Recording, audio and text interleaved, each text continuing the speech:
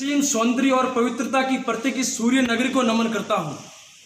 Dewasi hostel के देदीप्यमान प्रतिष्ठा और उसमें आप सबकी शिक्षा के प्रति निष्ठा को नमन करता हूँ। वह वट वृक्ष जिसकी छाव में यह हॉस्टल परिवार फल फूल रहा है, ऐसे कृतज्ञता अभिभूत और जीवन सौंदर्य के पार की माननीय अध्यक्ष महोदय को नमन करता हूँ।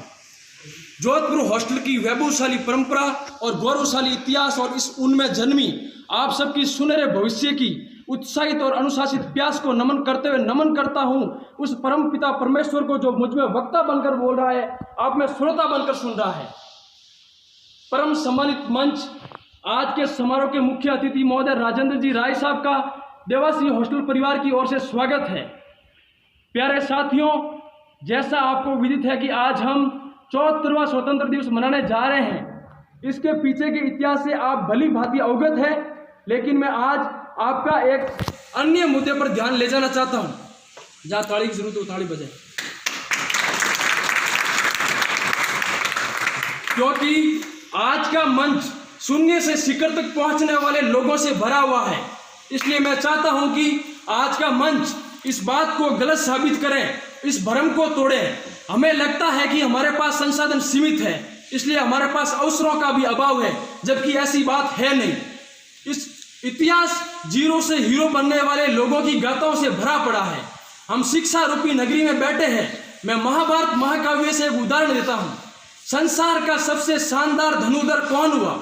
मेट्रोपॉलिटन सिटी हस्तिनापुर में रहने वाला इलियट क्लार्क्स का बेटा, महाराजा धीराज पांडु का बेटा अर्जुन, जिसके पास आयुधों की कोई कमी नहीं थी, गांडीव जैसा दिव्य धनुष था, जिसके घर के बैकयार्ड में आर्चरी की प्रैक्टिस रेंज बनी हुई थी, जो द्रोणाचार्य जैसे अद्भुत कोच की गाइडेंस में प्रैक्टिस किया करता था, वो अर्जुन संसार का सबसे शानदार धनुर्धर नहीं हुआ।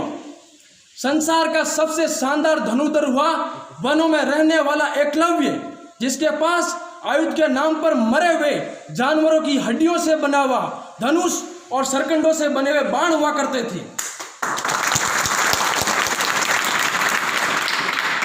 जो गुरु की मिट्टी की मूर्ति बनाकर उसके समक्ष अभ्यास किया करता था, क्योंकि गुरु द्रोणाचार्य ने उसे कहा, जाओ हे निषाद पुत्र, तुम हो अस्वीकृत, ऐसा कहकर ठुकरा दिया। वो एकलव्य संसार का शानदार धनुर्धर सिद्ध हुआ और बिल्कुल शून्य संसाधन होने के बावजूद इतना कुशल धनुर्धर बना कि पांडु वन में आखेट खेलने के लिए आए थे, तो उनका कुत्ता भटकता हुआ एकलव्य की कुटिया के सामने जाकर भौंकने लगा।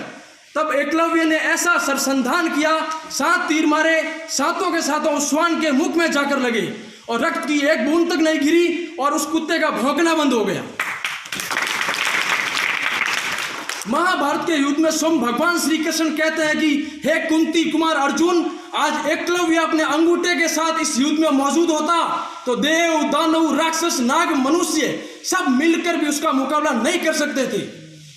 ऐसा ही उदाहरण हमारे समाज में देखने को मिलता है। श्रीमान IRS भोलाराम जी, IAS सुरताराम जी, IRS नीमाराम जी, ADM श्रीमान छोगाराम जी, डॉक्टर श्री ध्रुव जी, पूर्व DYSP भंवरलाल जी, डायरेक्टर एंट्री DYSP श्री बड़े भाई रतन जी, बहन मंजू, तहसीलदार रायचंद जी, आबकारी इंस्पेक्टर सुरेश जी और हमारे समक्ष उपस्थित राजेंद्र जी, कॉलेज व्याख्याता ओम प्रकाश जी, अनेक डॉक्टर साहब, शिक्षक और अनेक सरकारी विभागों में हमारे समाज का प्रतिनिधित्व करने वाले समस्त कर्मचारी, सभी का बैकग्राउंड कहीं ना कहीं एकलव्य जैसा ही रहा है। लेकिन आज वे भारत के उच्च पदों को सुशोभित कर रहे हैं। मैं आज यहाँ जोधपुर हॉस्टल में उपस्थित समस्त छात्रों भाइयों से कहना चाहता हूँ कि सफलता किसी की मोहताज नहीं होती, मेहनत का कोई विकल्प नहीं, तो करो रणघोष और लगो रात दिन मेहनत करने, तभी हमारे देश की प्रगति और हमारे स्वतंत्रता सेनानियों के आदर्श और उद्देश्य चरितार्थ होंगे और एक उज्जवल भारत का निर्माण होगा। और वही सवेरा वापस आएगा जब हमारा समाज अपनी मस्ती और सुख समृद्धि में व्यस्त था। वर्तमान प्रधानमंत्री श्रीमान नरेंद्र जी मोदी कहते हैं कि अच्छे दिन आने वाले हैं, इसमें कोई संदेह नहीं है, लेकिन हाथ पर हाथ रखने से नहीं। मैं समस्त समाज बंधुओं से, समस्त जोधपुर हॉस्टल के दोस्तों की तरफ से आग्रह करना चाहूँगा कि जितने भी उच्च पदों को सुशोभित कर रहे हैं वे हम लोगों को उच्च क्वालिटी के यूनिवर्सिटीज, अच्छे एग्जाम की तैयारी की प्रक्रिया और गाइडेंस प्रदान करें। हम आपका तहे दिल से स्वागत करेंगे। जब आप जोधपुर आए तो अवश्य, मैं उनको बोल रहा हूँ जो हमारे उच्च पदों को सुशोभित कर रहे हैं, जब आप जोधपुर आए तो अवश्य अपना समझकर हॉस्टल का विजिट करें। आज इस भाषण को इतना शेयर करें कि निराशा, अंधविश्वास में जकड़े हुए समाज के प्रत्येक बच्चे, बुजुर्ग और हमारे समाज का प्रतिनिधित्व करने वाले पीढ़ी के पास पहुंचे और समस्त लोग इस पर ज्ञान विचार करें। यह विचारणीय मुद्दा है। मुझे नहीं पता कि इस मुद्दे पर चर्चा क्यों नहीं होती। जैसा कि आपको पता है, जो समाज समय के साथ नहीं चला उसको इतिहास भी अपने पन्नों में जगह नहीं देता। अब मैं अपनी वाणी को विराम एक शेर और कविता के माध्यम से देना चाहूंगा। मंजिल उन्हीं को मिलती है जिनके सपनों में जान होती है। पंखों से नहीं दोस्तों, हौसलों से उड़ान होती है, हौसलों से उड़ान होती है। मैं बीएसएफ में रहा हूं तो शहीदों को सम्मान प्रकट करना चाहूंगा। जब एक शहीद होता है उसकी पत्नी कहती है, प्यार भी भरपूर गया, मांग का सिंदूर गया, नन्हे नन्ही हालों की लंगोटियां चली गई, बाप की दवाई गई, भाई की पढ़ाई गई, छोटी छोटी बेटियां की चोटियां चली गई। ऐसा एक विस्फोट हुआ कि पता ही चला नहीं, पूरे जिस्म की कई बोटियां चली गई। और आपके लिए तो एक आदमी मरा है साहब, किंतु मेरे घर की तो रोटियां चली गई।